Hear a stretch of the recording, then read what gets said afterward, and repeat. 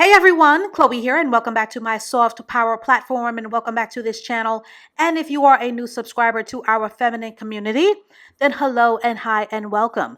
So I wanted to have a much needed discussion about this KAYLA Nicole PR nightmare, and I wanted to unpack a very necessary new feminine lesson on learning how to not lose the plot when it comes to moving on and moving up, and when it comes to knowing how to protect your feminine halo and what can happen to a woman when she is lacking in her privacy, her feminine mystery, and her mystique, especially when it comes to the narrative and the psychic warfare of the court of public opinion.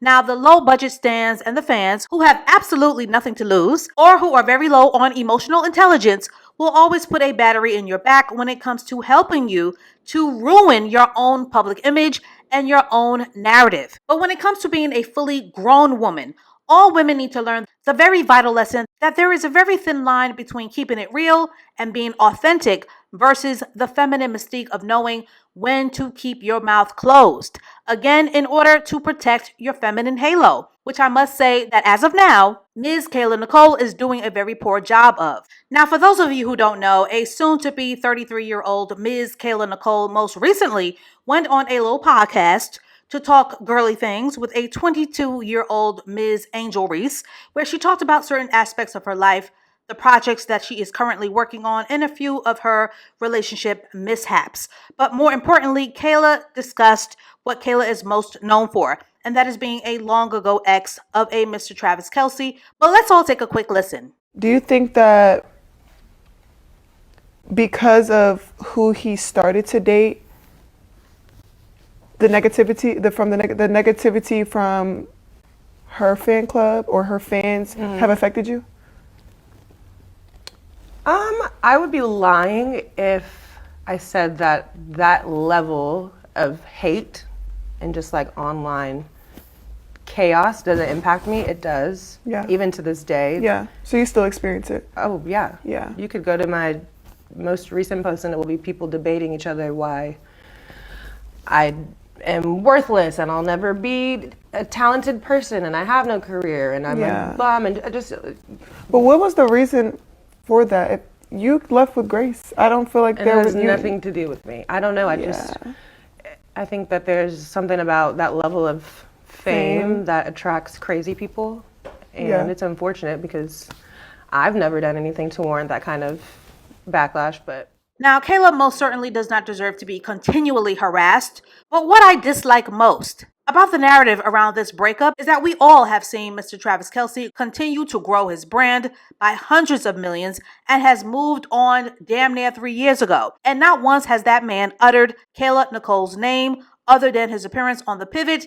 And I did a video on that where he high-key sideways gloats about not fully providing for KAYLA, at least not in a meaningful, impactful, or hypergamous way, and his shrugs shoulders attitude about their relationship, where he carelessly talks about giving her a couple of dollars here and there, was very cringeworthy and very secondhand embarrassing to watch. Who got you now? What's the situation now? Who got you now? I'm in the free market right now, man. I'm out there just enjoying life, focused on my profession, and got my feet up outside of football. And the store. I'm outside though. You had a girlfriend for a while, very public.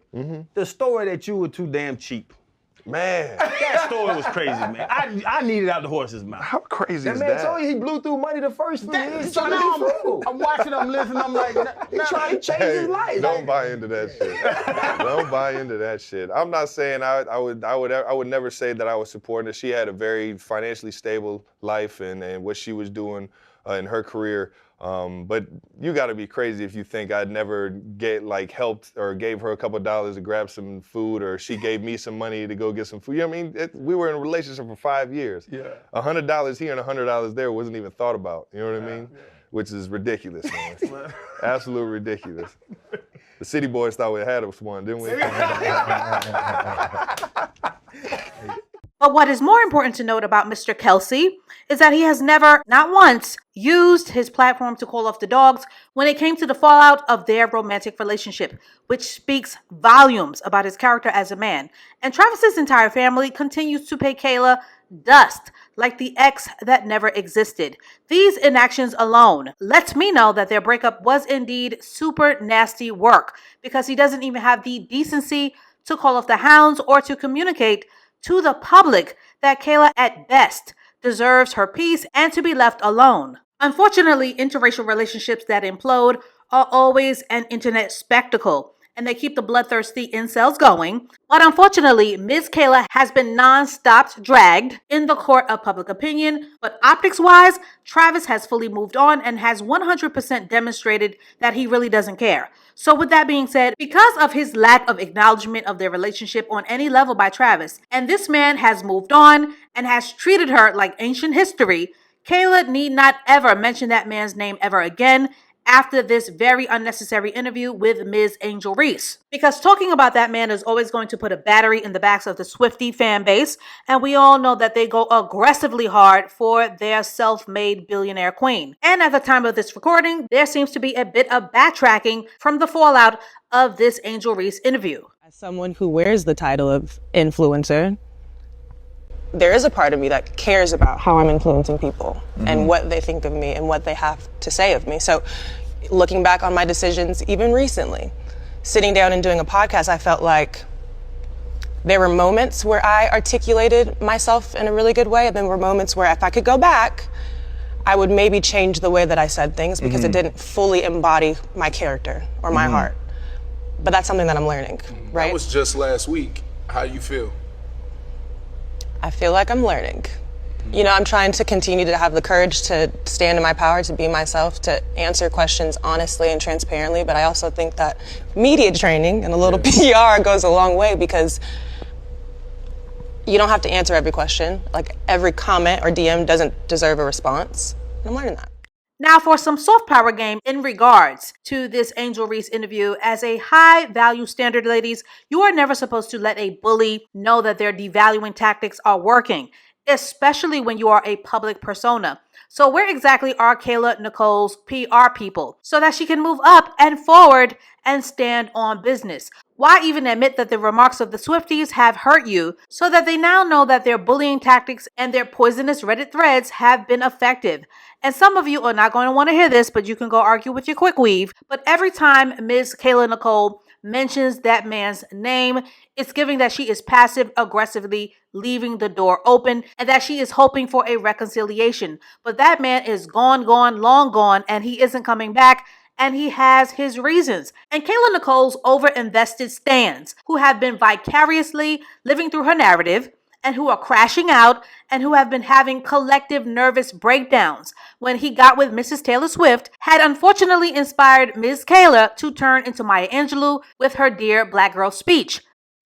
Hey guys, KAYLA here. It's always been really important for me to use my platform not to create division, but to elevate and unite women, Black women specifically. So I prepared a letter and would like to share it with you today. Dear Black girl, they may call you a traitor for falling in love. You'll hope the ones closest will protect you, but you will quickly find out that people don't protect what they don't value. They'll say you're too much, too provocative, too boisterous, too outspoken, and in the same breath tell you that you're not enough, not successful enough, not wholesome enough, maybe not even intelligent enough. They'll say you deserve the backlash and embarrassment. Because of your Blackness, you should have known better. They'll even try to tie your value to your net worth. But Black girl, please remember your value lies elsewhere. Your value is deep within your heart, the way you love, the way you give. Your value is in your resilience, your willingness to forgive, the way you protect what means most to you, even if it hurts you along the way, and the way you stand up for what means most to you, even though they may not ever do the same. But Black girl, respectfully, let me stop you there, because you don't have to participate in this tumultuous, often one-sided journey. Preserve your heart. Even when they try to quantify your character and test your boundaries, you do not have to engage. You do not have to respond, because there is power in your silence. And you can use that same power to silence the noise and the self-doubt, Silence the voices within that want you to give in to this demoralizing and antiquated narrative. Tap into that power. Because I know, girl, the rage of the world is loud. But Black girl, your God is louder, and your tribe is stronger. Your blood runs deeper and is filled with strength, and when you finally find the strength to speak your truth, it is your voice that will help heal. Because Black girl, let me tell you, you're not in this alone. And even though sometimes I too ask, why me? I'm reminded that this isn't just about me. This isn't just my story, a singular experience. My truth, trauma, and vulnerability is a relatable part of the human experience. I know I'm not alone, and I want to make sure that you know you aren't either. On days where I feel most inadequate, I have to remind myself that I am, have been, and will always be more than enough. Look, we love, we hurt, we heal, but always remember that your story is yours to tell. And you never know whose life it may touch because there is so much power in community and connection. So, dear Black girl, when the world gets dark and times get hard, when you feel like your back is against the wall and your hands are tied like nobody knows or understands what it takes to be you, remember that you are a part of something way bigger. This is only a small chapter in your story. And if you need help, there are resources like therapy, prayer, and community to help you make it through. But most importantly, I want you to remember that you are loved, you are valued, you are allowed to take up space, you deserve protection, and your feelings, they matter too. Solely because you're a Black girl. Sincerely, a Black girl. But at this point, whether Travis is in a PR relationship with Taylor Swift or not, because I know that a lot of you over-invested stage 5 clingers who still want to believe that Travis still somehow secretly wants Kayla and will magically make his way back to her like Nelly did with Ashanti, or that his current relationship with Taylor is just all around fake. But why would Kayla even want a man back who put her in a placeholder position and who never proposed to her after 5 years of wasting both her time and her fertility? Because trust and believe, Miss Kayla is not going to turn this breakup narrative around by continuing to give it oxygen. Ladies, this entire situation is just awful because Kayla is really between a rock and a hard place as a woman who makes her money off of her often hypersexual image. So I do feel deep compassion for her situation, but she has got to move on or she will continue to get swallowed in this narrative of being dumped, and it will permanently damage whatever sports journalism brand that she has left. And that is the thing. If she didn't want Travis questions, she could have made sure that those questions were left off of the table. So in a very contrived, in a very immature way, she encouraged Angel Reese to go there. And as an IG personality and influencer, Kayla should be more than savvy enough to know that social media clips are the vegetable oil of the internet's engine that will always go viral. And that speaking on Travis under the ruse of sharing her story to quote unquote help others will always keep her name plugged into the algorithm. And she has to know that the entire purpose of an interview is to spark conversations. So Kayla should also know that she cannot control how people are going to react. But what she doesn't seem to get is that this isn't the kind of clout that she wants, especially at her big age. Every time that KAYLA Nicole speaks on that man, she loses her mystique. So ladies, your job, especially when you're a public figure, is to protect the plot. Because the plot is that people are not only paying attention to what you say, but they are more paying attention on whether your actions are turning into L's or W's. And when a woman knows how to focus on the long game of her wins and attracting her Prince Charming,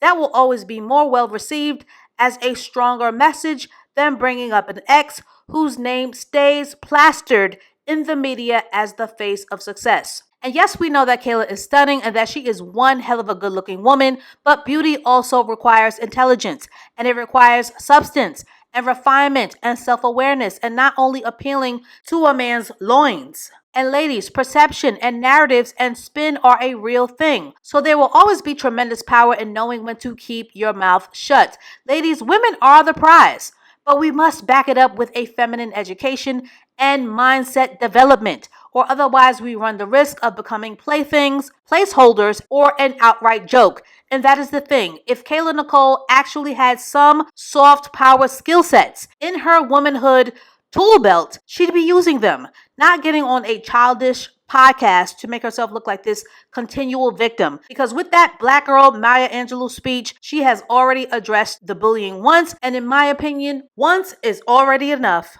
And as an aside, with this entire Tiana Taylor mini cat fight, although it was 10 years ago, it's giving unmedicated schizophrenia, and no, I am not surprised because I've been saying this on my platform, although some women like to play dumb or they like to gaslight you. But I've been saying this since day one on my platform, that women are competitive and comparative, which means that when women are feeling insecure, especially about their singleness, they tend to want what other women have, especially when it comes to a man's attention and where he puts his investment. So KAYLA, unfortunately, in this silly interview, did not know how to read the PR room and admitted to being a single white female weirdo. But again, this interview move has exposed KAYLA as a woman who is lacking in her discernment on when to speak and when not to speak, because the CIA, the FBI, and Homeland Security combined could not have waterboarded that kind of information out of me, let alone have me sharing my low points on a low budget podcast with a 22-year-old, and yes, all the shade. The podcast was not a smart choice, and it did her absolutely no favors, especially not for her image. And for some feminine game ladies, instead of being emotional or in the moment, I'm gonna need women, specifically Black women, to really start thinking about their end game and to strategically start thinking about what would make for the best possible outcome, especially if you want to be a hypergamous wife and mother like Mrs. Eve.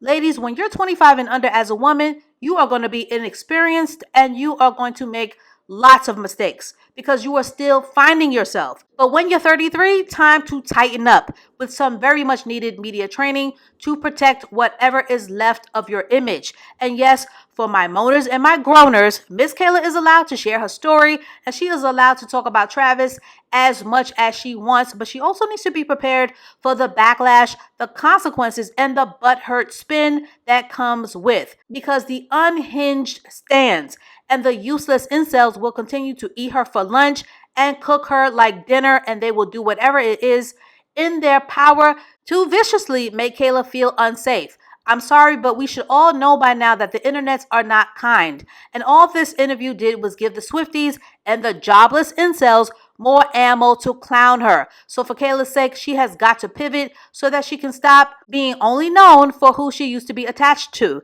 So KAYLA, do not feed the trolls and treat them like the potted plants that they are. And if an IG influencer is so desperate to be relatable or to run it up for clicks and likes and checks, at least be smart enough to turn your ex into a song the way that Taylor Swift does, or at the very least get paid for your mess by putting yourself and your business on a bottom shelf reality show. Because as long as KAYLA Nicole keeps talking, the internets and their never-ending psychic warfare are going to turn KAYLA every which way but loose by turning her entire persona into the scorned ex. So time to pivot into some depth and substance, because absolutely no one is buying her help a black girl out trope. And as my grandmother would say, when it comes to a man, better to let go or to be dragged.